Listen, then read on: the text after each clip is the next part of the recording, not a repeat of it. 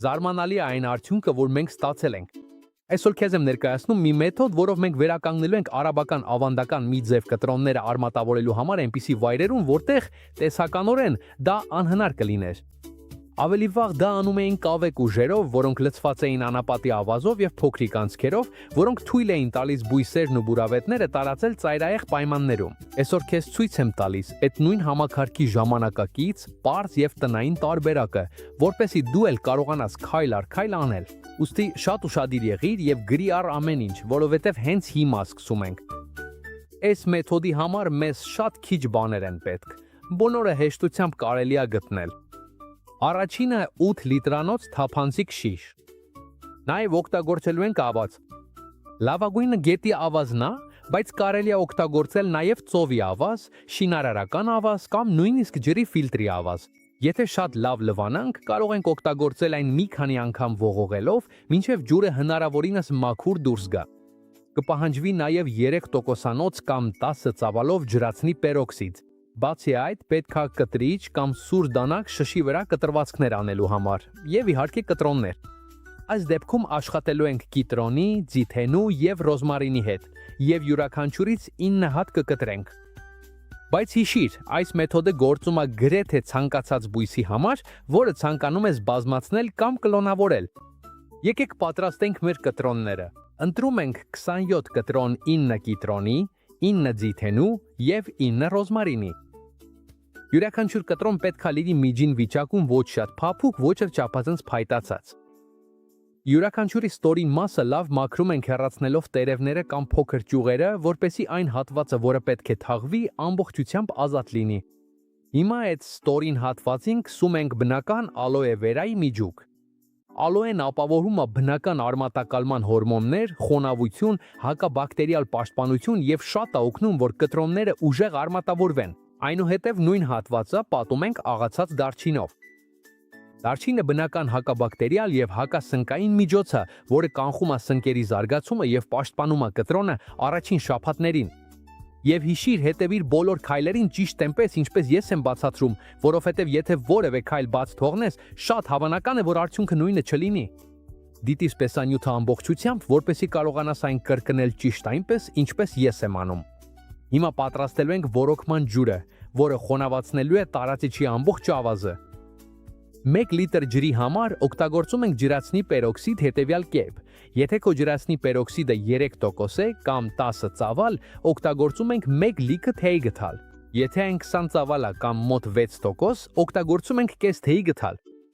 Եվ եթե այն 40 ծավալ է կամ ավելի, օգտագործում ենք 1/3 թեյ գթալ, գրեթե մի քանի կաթիլ։ Այս խարմուրդը ոչ միայն խոնավություն է տալիս ավազին, այլև ախտահանում է այն, թթվածին է հաղորդում միջավայրին եւ կանխում սնկերի առաջացումը, ինչը շատ կարեւոր է, որպեսզի կտրոնները չփչանան գործընթացի ընթացքում։ Հիմա արդեն անցնենք շշի պատրաստմանը։ Շիշը դնում ենք ուղղահայաց եւ լցնում ավազով մոտ 80%-ով։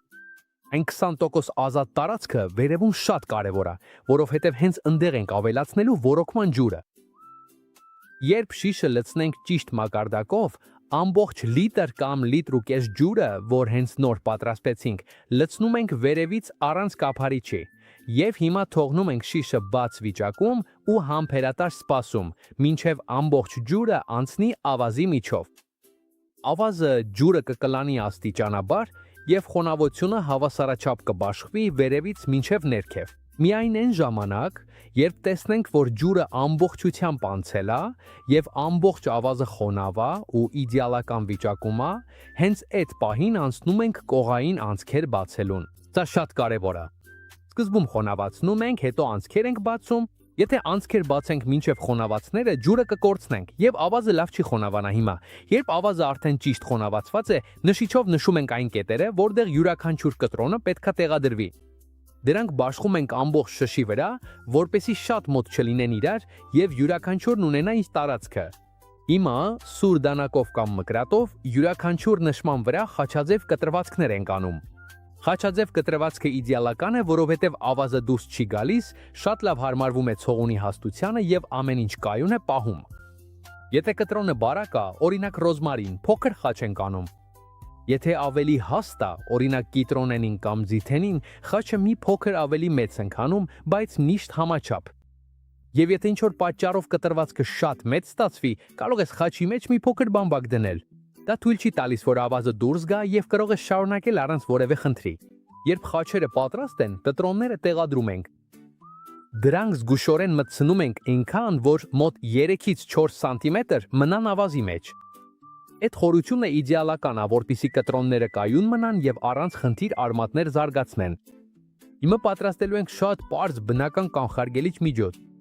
1 լիտր ջրի մեջ ավելացնում ենք մի պտխունց աղացած դարչին, լավ խառնում ենք, ֆիլտրում բարակ կտորով կամ սուրճի ֆիլտրով եւ լցնում ցողիչի մեջ։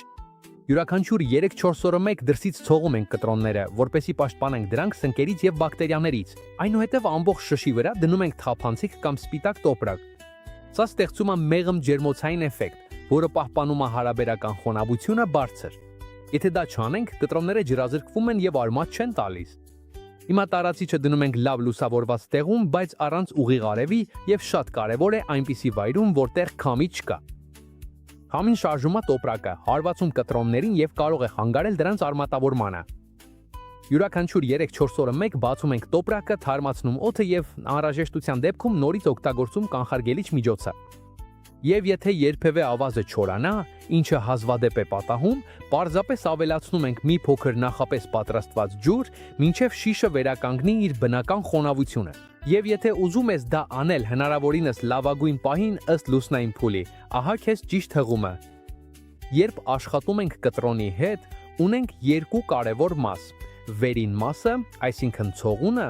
եւ ստորգետնյա մասը, այսինքն արմատները։ Աճող լուսինը նպաստում է վերին մասին ցողուններին, տերևներին, հյութի վերև շարժմանը։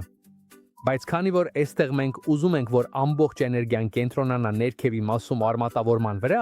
կտրոններ պատրաստելու լավագույն ժամանակը նվազող լուսնի փուլն է։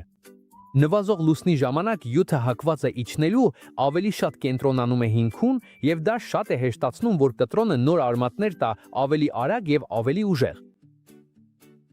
Եվ հիմա, այո, գալիս է գործընթացի ամենահուզիչ հատվածներից մեկը։ Մոտ 6 շաբաթ անց կտեսնես, որ կտրոնները ամուր են, չեն շարժվում, եւ նույնիսկ կարելի է նկատել սպիտակ արմատներ, որոնք կպել են շշի պլաստիկին։ Դա նշանակում է, որ դրանք ճիշտ են արմատավորվել։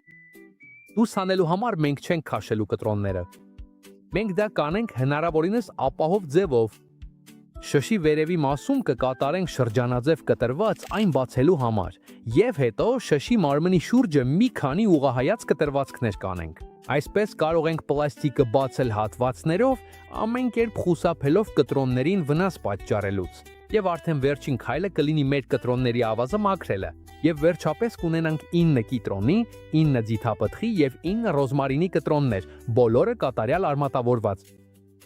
Եթե այս մեթոդը քեզ զարմացրել կամ ոգեշնչել է, աջակցի լայքով եւ բաժանորդագրվիր, որովհետեւ շուտով կլինեն ավելի հին, տարօրինակ ու սուպեր արդյունավետ տեխնիկաներ, որոնք գրեթե ոչ ոք չի ճանաչում։ Եվ մեկնաբանություններում գրիր, թե որ բույսն ես ուզում, որ բազմացնենք հաջորդ տեսանյութում։ Քո գաղափարը կարող է լինել հաջորդը, որ կհայտնվի ստեղ։ Կհանդիպենք։